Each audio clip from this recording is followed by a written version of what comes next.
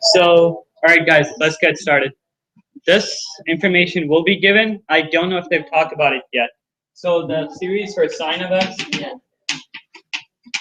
is approximately, say, x to the first power over 1 factorial minus x cubed over 3 factorial plus x to the fifth over 5 factorial minus x to the sixth over 7 over 7 factorial. Did they mention anything like this? They didn't say it was given. Is that from the Warren series? Yeah. But we don't have to like figure it out again. Yeah. They say this will be given. Well, okay. As far as I'm aware right now, it will be given. But once I see the old exam, I'll know for sure. Okay. So that's for sine. So for cosine. And then it can continue. But you, so have they covered at all error or no? On the video. On the video, but in class? No? Okay. So you use that to approximate how accurate you want it to be.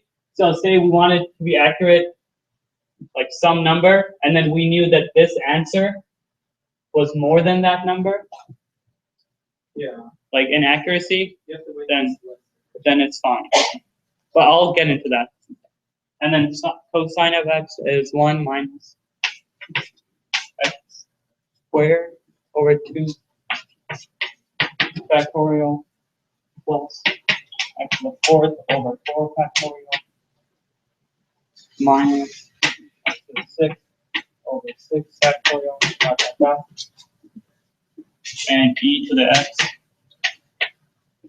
is 1 plus x over 1 factorial plus x squared over 2 factorial plus x cubed over 3 factorial. So essentially you can sometimes, if you're doing something with cosine, you can sum in this to solve for it. Okay? So say we have the example that we're going to do, the integral of sine x squared, going from 0 to 1. Okay? How would you solve that? You would do it by summing this definition of sine into that integral, doing an integral of this, and then plugging in the limits. Yeah. So we want to do an integral from 0 to 1 of sine of x squared. Okay? We don't know how to do that, but we can use this definition of sine of x to sum in and write a whole new integral of it, and then do an integral of that. So let's do that. So we're like approximating. Yeah, but since we wanted, accuracy matters to a certain limit, so that's why we can do this.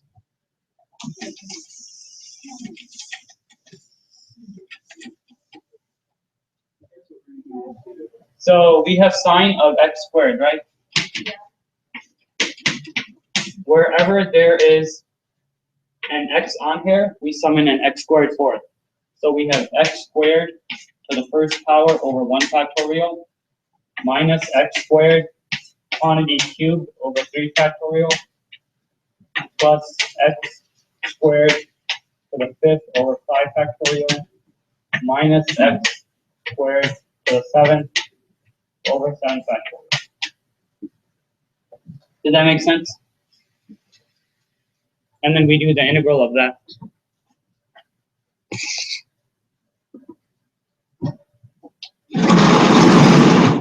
So then it'd be the integral of x squared minus x to the sixth over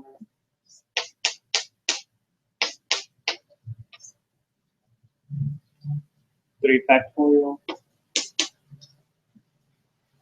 plus x to the 10th over 5 factorial minus x to the 14th over 7 factorial plus x to the 18th over 9 factorial. Dot, dot, dot.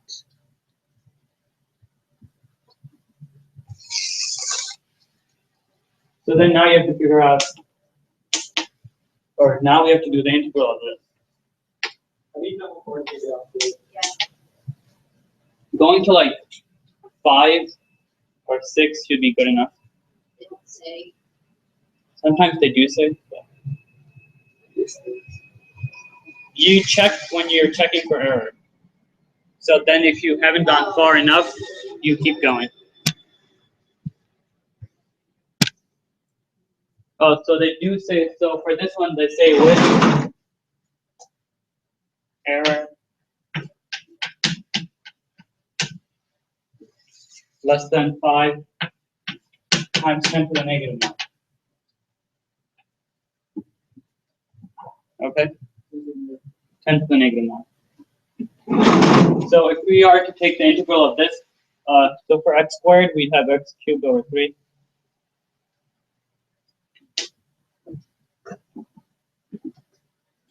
Actually, it's, why do they not?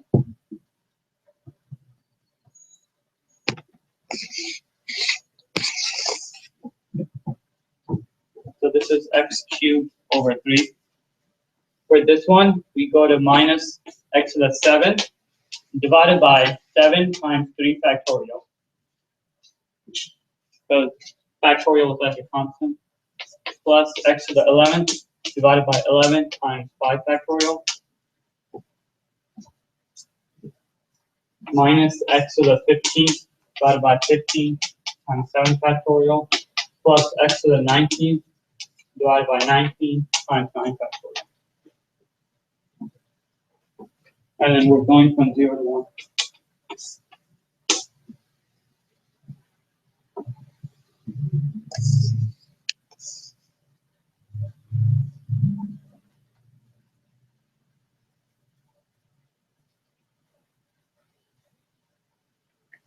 Okay. You guys have this copy?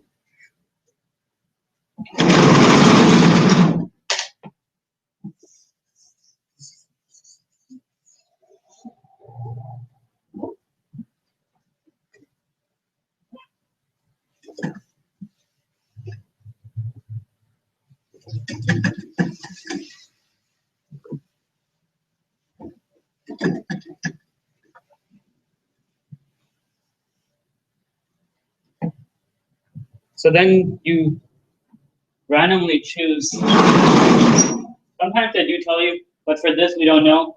We just know that it has to be less than that error.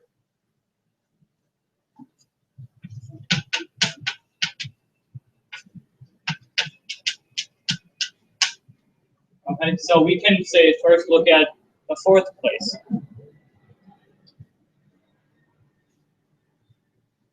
Now let's go to the 5th one.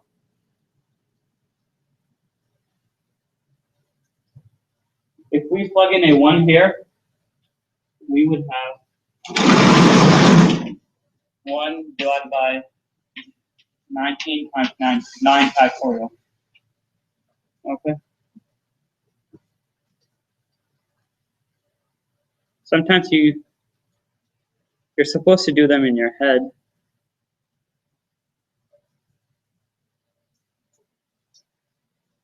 I don't see how you would do that here.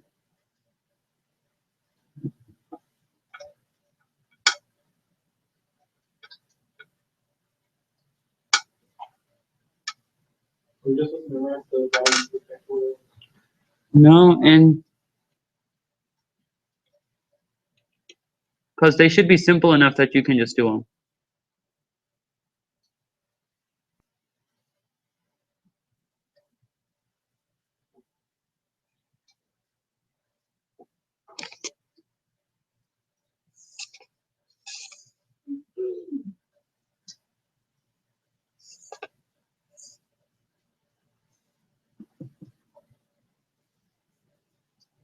For this problem, I'll just tell you.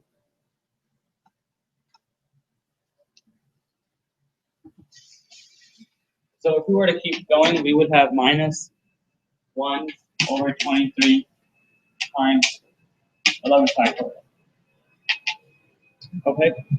For this problem, it's too hard to do it in your head, but normally you should be able to.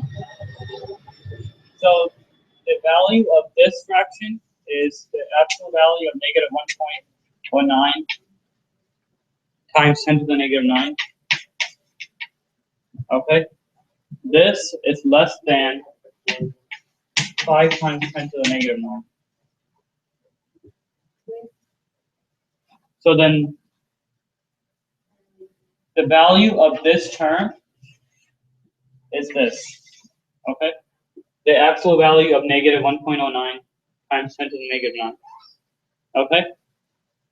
That is less than the error value that they told us we needed it to be lower than by.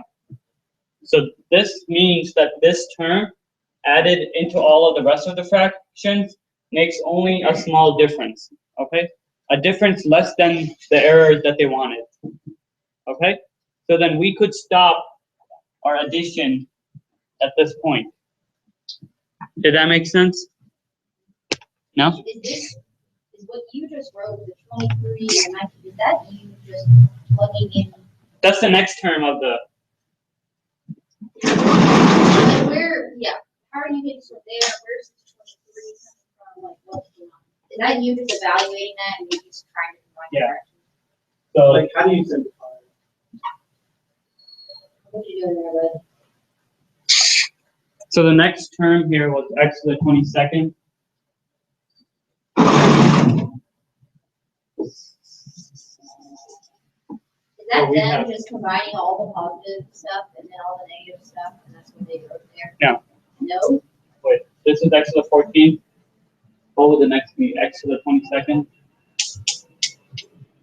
Divided by 11 factorial. Okay. The integral of this is x to the 23rd divided by 23rd times 11 factorial. Okay.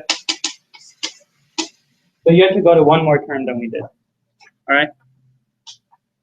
And then you just pick a term and see how much it makes a difference, essentially, to your answer. Okay. So to find the error, you do the last term you use minus what the next term would be. Why are you saying minus? You don't This, because this fraction is minus 1.09. I take the absolute. So ignoring the minus sign, because we do the absolute value of it. Okay. So without. Okay. Oh, so this is, okay, you're saying, so we ended on the 19, and so you're saying, okay, let's use the This one term more term. gives us 1.09 times 10 to the negative 9. Oh, I see, okay. Okay. So it's the 19 term. Is that what we have to do? Yeah. One more term? Yeah. So then if you were to find that, whatever that term equals, it'd be greater than this, right? Yeah. So then we keep going to the next one. We find that what this term is equal to 1.09 times 10 to the negative 9. It makes that amount of difference to our answer once we add up all of the previous terms. Okay? And that this difference is negligible since this is the amount of error that we could have. Okay? Give an example of numbers that we should actually have. Yeah.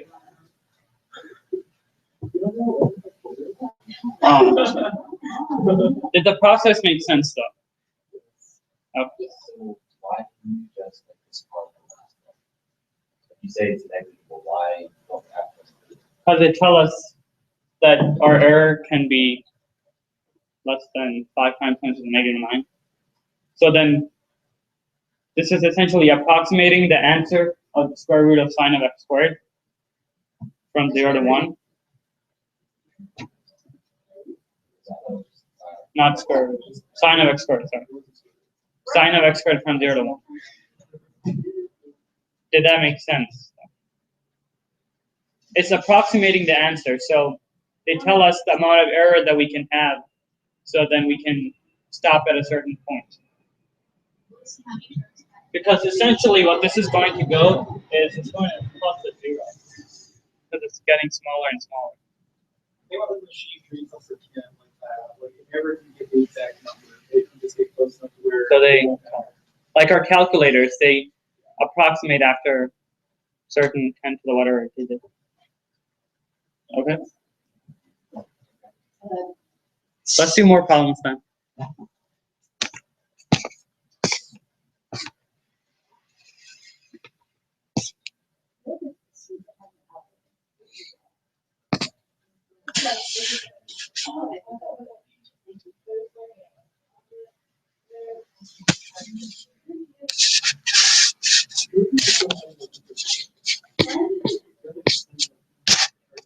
Oh, I thought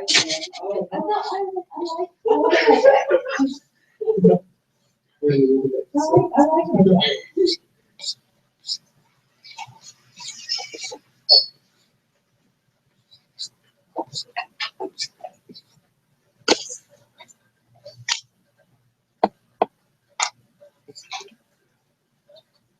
All right, so this one is like a old exam sort of. Okay. So we're given, they tell us what cosine of x is. So this one is the sort of problem that you should be able to do in your head.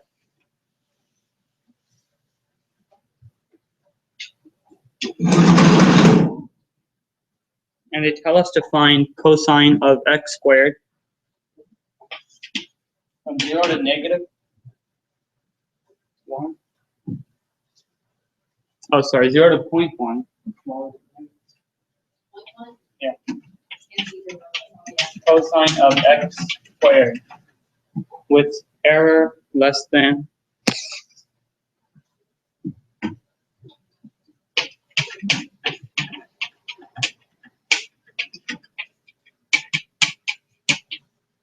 so the error has to be less than 5 times 10 to the negative 6. Okay? So it's not very small compared to the last problem we did. So we plug in what cosine of x squared is. We're going from 0 to 0.1. Cosine of x squared was 1 minus, so we had x squared over 2 factorial. This time, since we'll sub in x squared for that, it'll be x to the 4 over 2 factorial. Okay, so then we have plus x to the 8 over 4 factorial minus x to the 12 over 6 factorial, dot, dot, dot. Okay, we do the integral of that. We have x minus x to the 5th divided by 5 times 2 factorial plus x to the 9th divided by 9 times 4 factorial minus x to the 13th divided by 13 times 6 factorial, dot, dot, dot. Going from 0 to 0.1.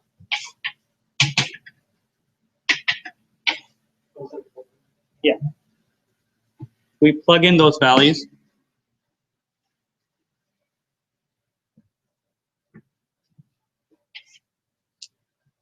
So we have 0.1 minus 0.1 to the 5th divided by, what's 5 times 2 factorial?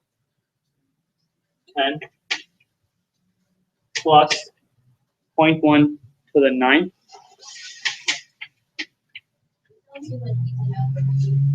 This one's pretty easy actually. To the 9th times 9 times what's 4 factorial? 24. Dot, dot, dot. Okay. Now we have to compare with their error to see. Yeah, we don't need to go that far in this problem. So it needs to be less than 10 to the negative 6. Okay? Not this one. We have to tell how many terms we have to go to. That's part of the answer. So we want to have less than 10 to the negative 6. All right? Going to the very end, this is going 0.1 to the 9th. Right? So it is at least 10 to the 9th or negative 9. All right? So we know that this will definitely work. So then you can also check to the one to the left of it to see if we can go, have even a lower answer. Yeah. This is 0.1 to the 5th divided by 10. Okay? So then what does that come to? 10 to the negative 6. So we can say just by using one term we can approximate the answer to 0.1 for the integral with error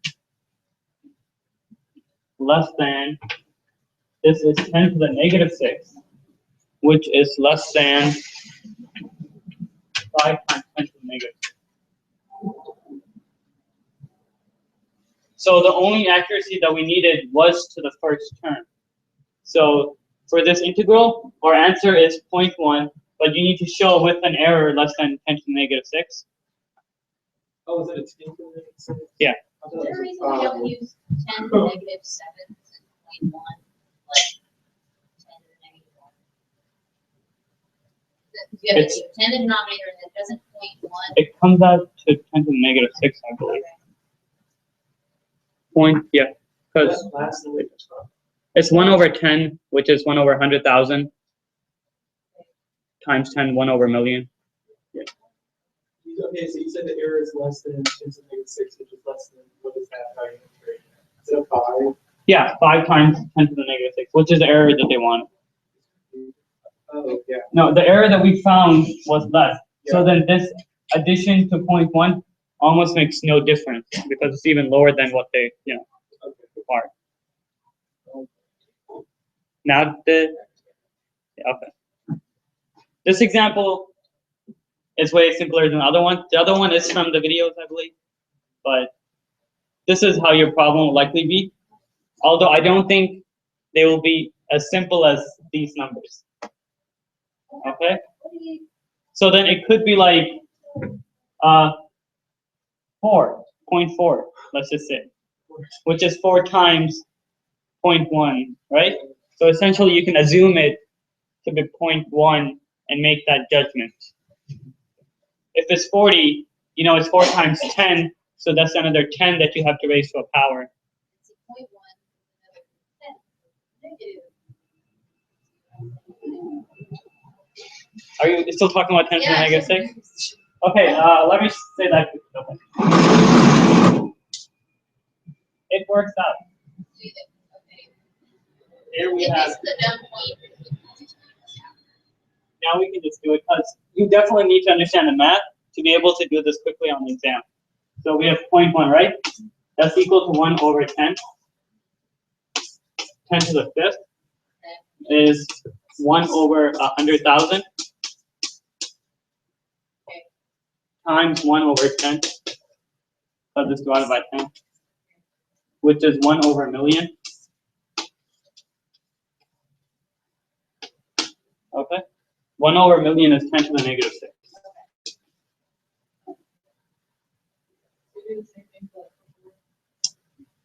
can you just write 4 on top of it? That point, the 4 would also be to the 5th power.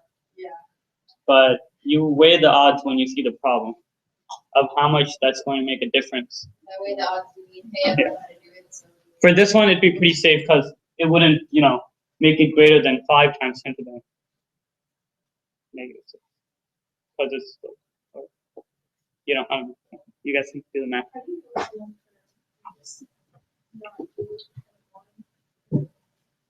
We know that the answer to the integral would be approximately 0.1 because the next term adds such a negligible amount that we don't really care.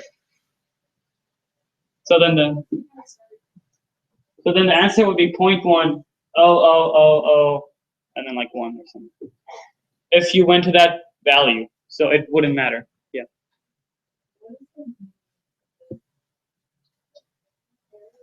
Yeah.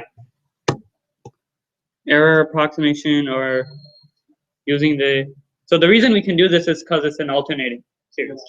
So Okay. it would be like sine for the sine or sine. Or e to the x or something. Yeah. Because it's going to 0 essentially. If you go all the way, we're adding a 0 in it because the denominator is getting bigger and bigger. Yeah. Will our up or down always be decimal or whole number sometimes? It could be a whole number. Okay. So you just have to make the judgment. You'll see more problems.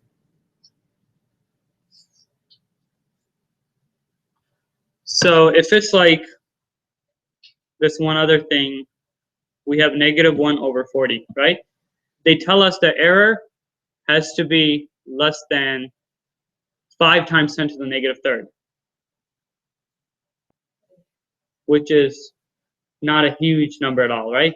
So you can know that 1/40, yeah, like works or is greater than, so you go to the next number, something like that. So the next number comes out to be 5/2000, okay?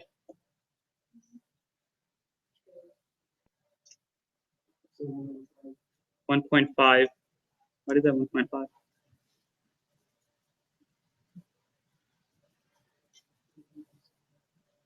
Because 5/2 is 1.5, so then that's 1.5 times 10 to the -3rd.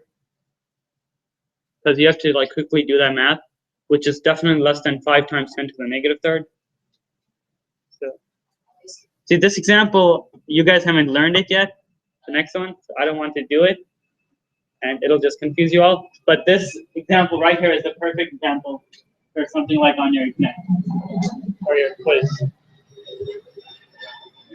So, do you guys want me to say what happened again? I'll do that one more time. So you guys will be given the definition of cosine of x as a series. You sum in wherever there's an x, you put in an x squared for that place, and then you substitute it. So then we have the integral of 1 minus x to the 4th divided by 2 factorial and all of that. You do the integral of that, and then you have your upper limits. You plug in your upper limits. Then you guess by most of the time you should go to the third and solve that to see if it works or not. In this one, we did that by just looking at it. We knew, so it's 0.1 to the 9th. Without even looking at the denominator, it has to be less than 1 times 10 to the -9. Okay, so we knew that that would definitely work. But we check the one before it to see if it would be less as well. Okay, and it comes out to be 10 to the -6, which is less than the error that they asked for. So our answer, we stated that using just one term is approximately 0.1 with an error less than 10 to the -6, which is less than what they asked. So why does this only work with small changes? Because then it's going to 0. The addition, the next term is going to be smaller and smaller, so it's making less of a difference to our answer. So it's being added and then subtracted and so on.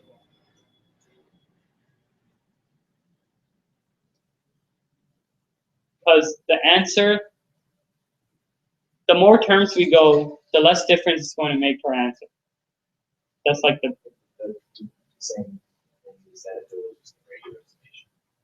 no, because when you're adding, it's definitely increasing it. But like the less amount. Okay, you do that later on, I believe. Right now, you have to do it for alternating. Because you can use that method to approximate any question, then, right? As long as we know we have to be within this error. So you can do that. Right now, I think they just want you to learn it for alternating. But you can also ask them that. Yeah. We have to put the error less than 10 to the -6 less than 5. We have to. Yeah. Okay. Did this make complete sense to you guys? Okay. How is like how is the question for this one?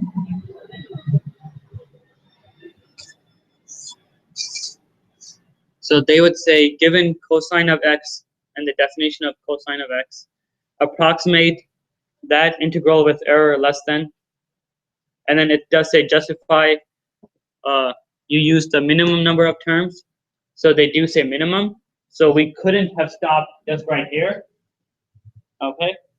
So we needed to find the minimum amount, so this is the most, the minimum.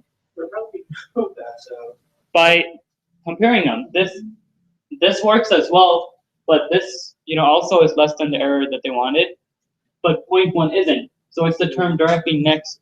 would it take once all I did that much and I just went back and cross out the extras? Like that's a problem.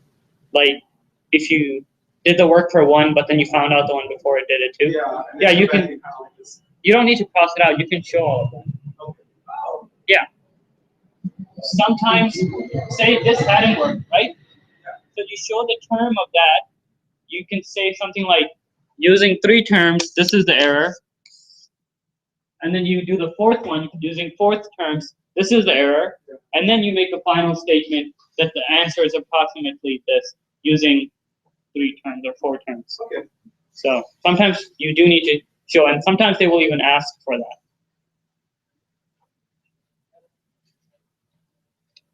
Good?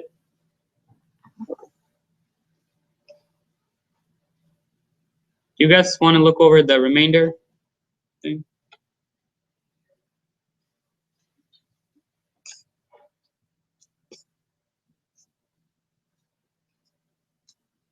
Can you explain like what it is exactly? Yeah.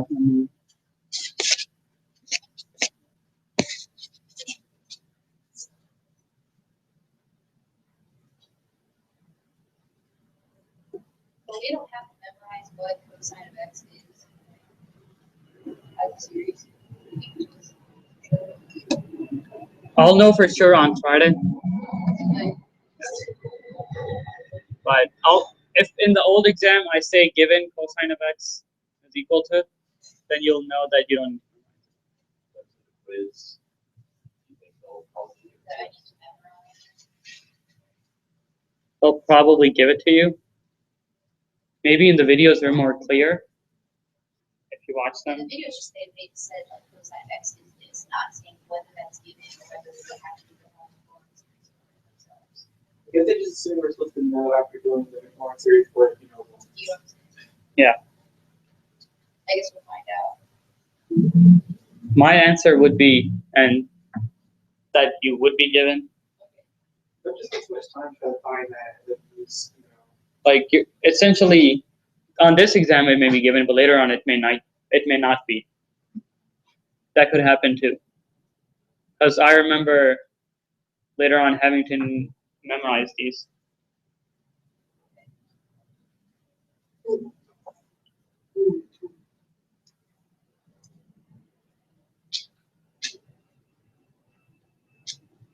So as far as I remember with the remainder part, turning a function into a series is an approximation. Okay? So once you do the series, you are off by some factor. And that's your remainder. So then you solve for that. Makes a lot of sense. Because series don't have, it's not continuous, it's just like. Yeah. So let me try to learn.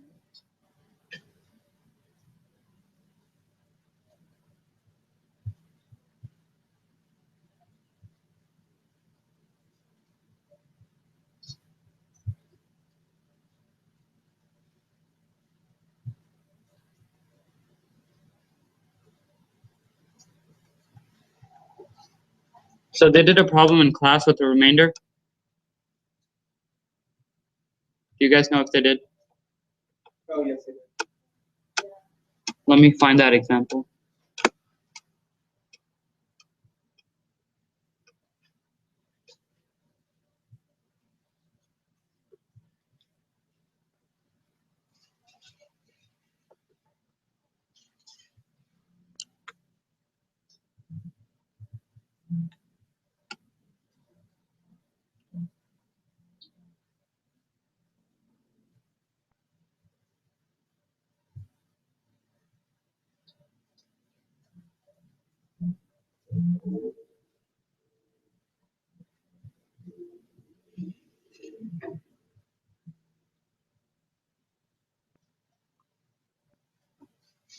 Okay, let's do that problem that they did in class.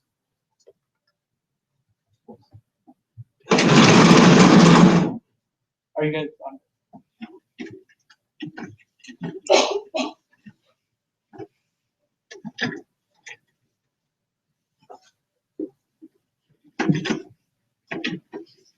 Your exam is still on the Tuesday after you come back, right? Yeah. We don't have like an SI Monday. Yeah. So I'll be back Saturday. Should be- So they tell us to find the first three non-zero terms of the Taylor series. So we have f of x over 1 over x squared.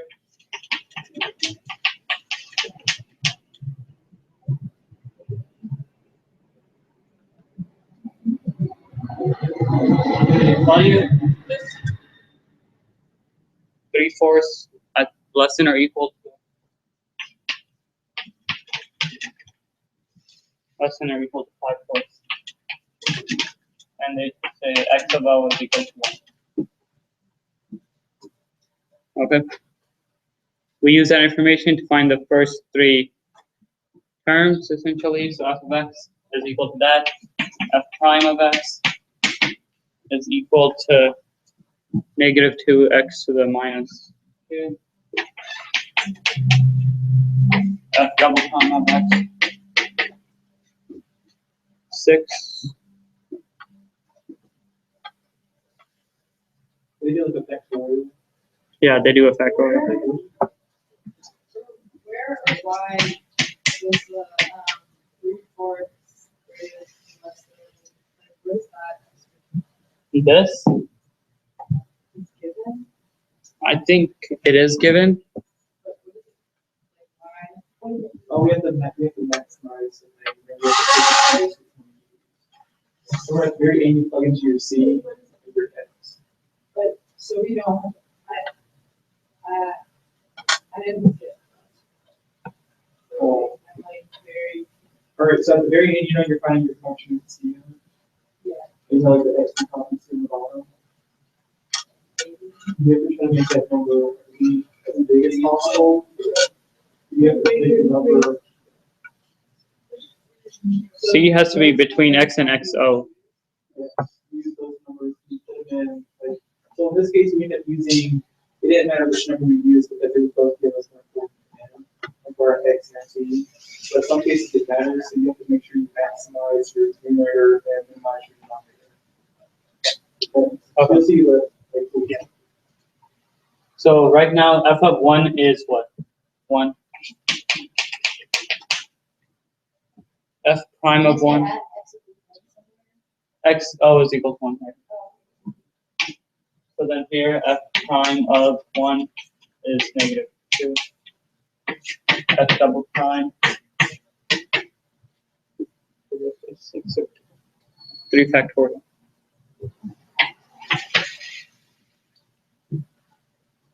F triple prime of x, and now you can see a pattern.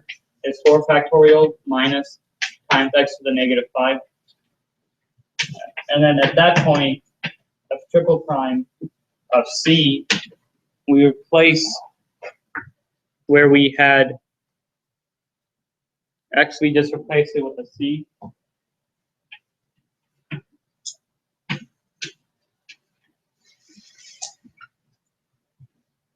So they told us to go to the first three non-zero terms. We found those here. And then the one after that, we replace where x is, we replace it with a c. Okay? And then we use that for error. So looking at the first three terms,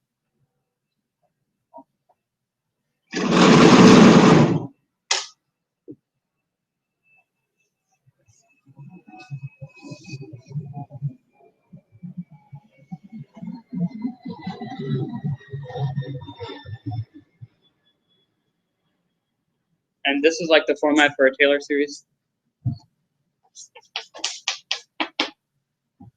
We have f of 1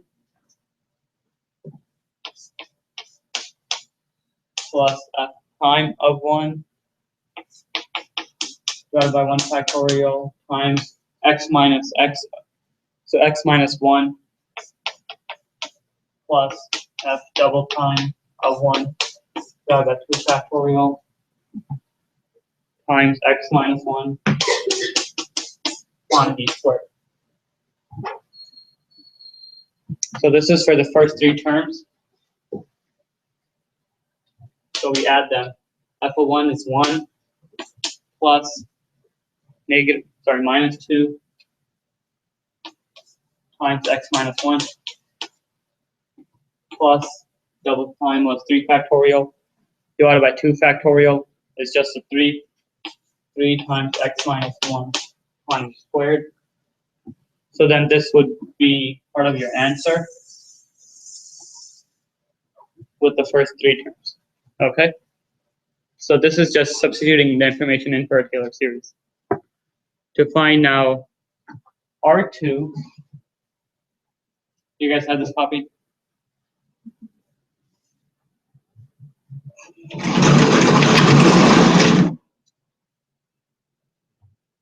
R2 of x comma c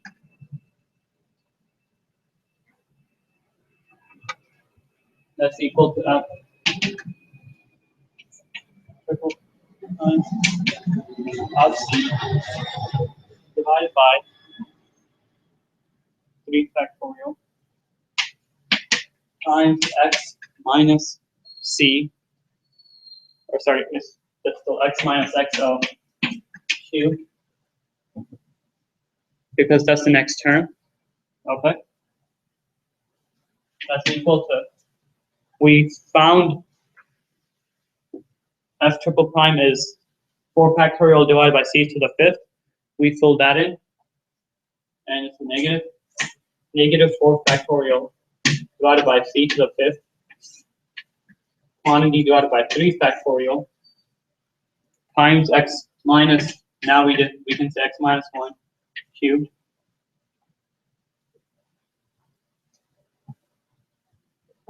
If we simplify this a bit more, we have negative 4. So 4 factorial divided by 3 factorial is just 4.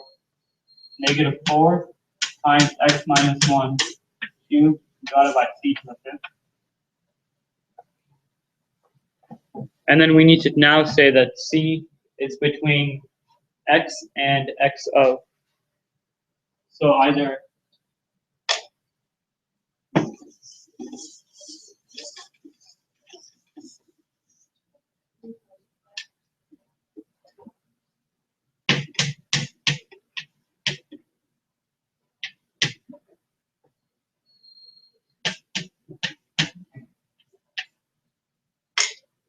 and that would be your answer.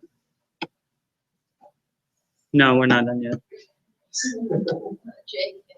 And then we have the 3/4 values and the 5/4 of x values. Yeah. Yeah. Why, that's the C is greater, C is greater than X and less than 1. Yeah. And then or, and then you can put it. Yeah, or it's between that. But we do have the limits for x values. We are given this, okay? But here we have x has to be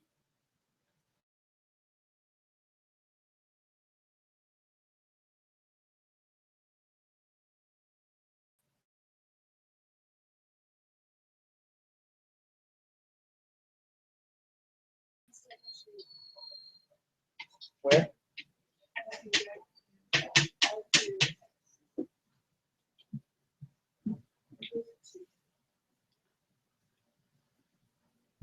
I think that's just notation. So if you're going to 2 terms instead of 3, you do the R2 formula for the second term, not the third. Or you always use that formula. The formula right here. Yes. Yeah, I mean this 3 would be different, it wouldn't be 2. Okay. It'd be 4 factorial.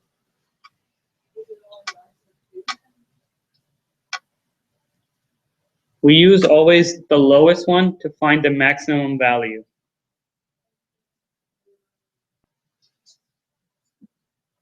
That's what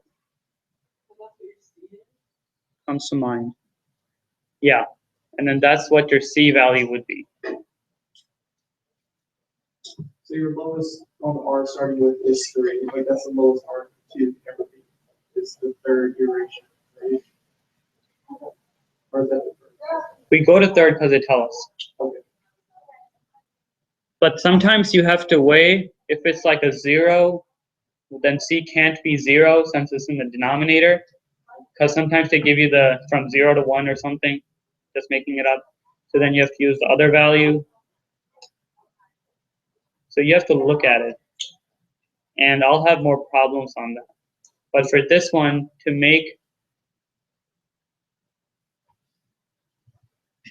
to find the most remainder, we use the low value in the denominator. Because obviously then the remainder would be bigger, right? So this is how you would write it.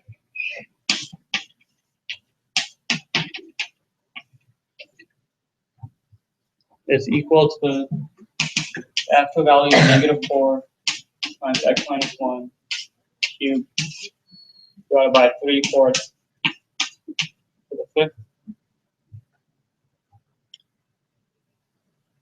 We also put in 3/4 for that.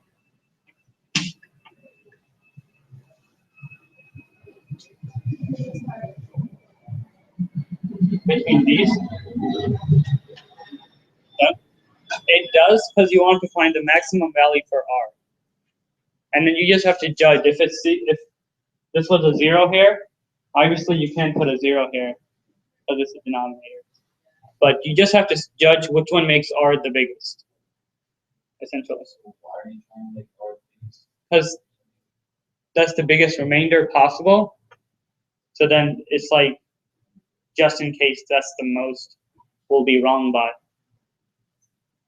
So we're looking for the max. Yeah. So this has to be less than or equal. Sorry, already.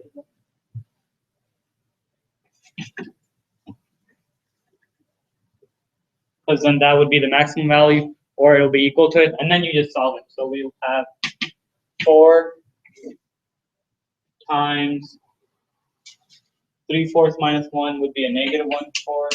But since in the end we're always doing the actual value, we can just do 1/4 cubed divided by 3/4 cubed, which would be 3 to the 5th divided by 4 to the 5th.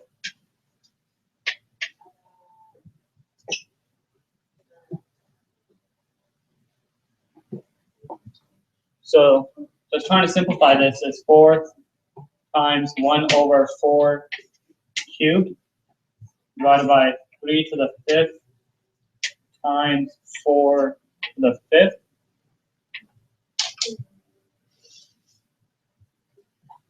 Just looking at it, simplifying it even more.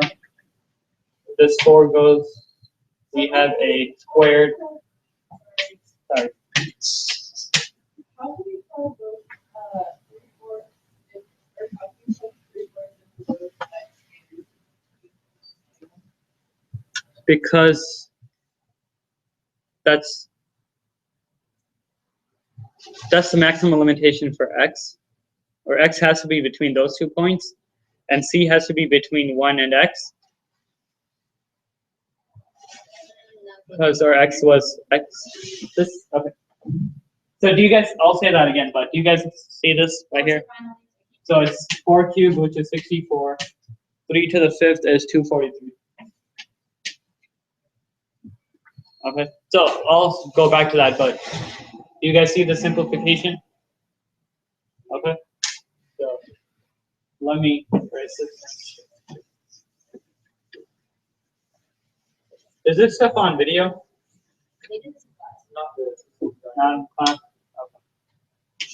Because I do need to go back and do more problems to be certain about this stuff. But we had our x value.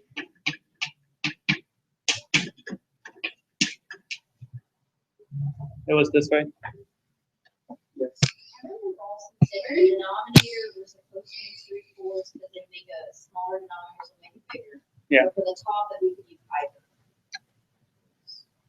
That's, yeah, that's what I was going to say. Okay, So we found that, see,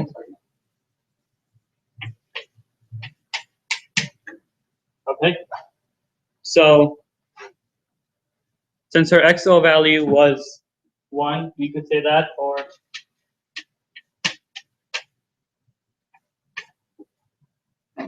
so we have to find a combination which gives us the most remainder, okay? We want our denominator to be as lowest as possible, so we went with the lower one, okay? We want our numerator to be as essentially as big as possible, but in this case, they both do the same. they do the same? 5/4 minus 1 and 3/4 minus 1. Okay. Because we do the actual value of it in the end. So it's just, You just plug in both. see Yeah. which one's smaller. But if it was different, we need to be paying attention. you need to be paying attention. You could have a 0 in there. So if this was 0, right here, we should go, like right now, I would say we go with 0 here to get -1, because that's the biggest. So it's just playing around with that. So is that what it's always, is it always gonna look like factorial over C, like, Over x minus 1 to that power divided by like 5 factorial, or we have 3 factorial. Yeah, I think it's using that Taylor series summation formula. So you said this is our remainder, like, how does that tie into our whole, like, approximation error thing that we're going through now? Like, what does it mean? Or what is, who are we doing this for? So here's the sense that I've come to understand it, okay? F of x is approximately f of n of x, which is the summation of the Taylor series, Yes. which is f derivative divided by that factorial times x minus xo to that power. Yeah. So that's equal to that. But in reality, f of x, since it's an approximation, is equal to f of n of x plus the remainder. Okay. Okay. So the FN never truly gets the real value of the function itself. So we have to find Yeah. the remainder and. Okay. Essentially, this is a method for finding that. And then Rn is the next term, because that next term, it's n plus 1. So it's the one after what we just did. It's the one after f of n. So that's why we used it, Oh, okay. because that would be the next greatest value. Does that make sense? Because it's alternating? Because after that, it'd be subtraction, and then addition of a smaller value than we subtracted. So why is just adding one more term make it equal to x? I suppose, like, then it's like you can set again all the time. It is. Right now, it does seem it, but let me write this out. Well, it's RN, right? So we can keep an N in there so it can change depending on like where you're at. Makes sense. Say that again. Like it's an RN, so it's in terms of variables, so it can change with the vertical function. Depending on the x value that you're looking at. Yes. Yeah. So Rn of x comma xo is equal to f of n plus 1 of c divided by n plus 1 factorial times x minus xo to n plus 1. So in these alternating series, we had 1, and then we did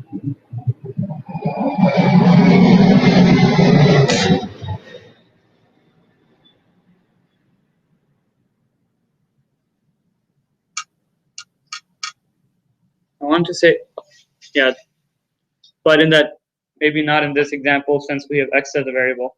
But as we keep on adding numbers, so we had 0.1, then we would had a minus 10 to the negative 6, going back to that very error one, and then say we had 10 to the negative 9 or something, right? And it goes, as we progressively go, these numbers get smaller, right? So if we stop here, this number that we're subtracting is the biggest, and since we're adding a smaller number and subtracting a smaller number from that, it's a good enough approximation. It just makes up for the small gaps. Yeah. Okay. So then we can use this term and then use that to find like the remainder. So then for the problem, we'd be like at most off by 64 over 243. If we went to 3 terms, since they asked us to go to 3 terms. Did that sort of make sense? Yes. I will definitely say, even if conceptually it doesn't, remember the process that we used to find the C value. So we don't have it up here, but we found f prime, f double prime, f triple prime. F triple prime, we made it a term with a C in it, okay? So then it was 4 factorial or over C cubed. We put that in the Taylor series formula. That's not up, like right there. We put that in here and then solved for what it equal to with our maximums. Just remember that process and then work more homework problems. Any questions?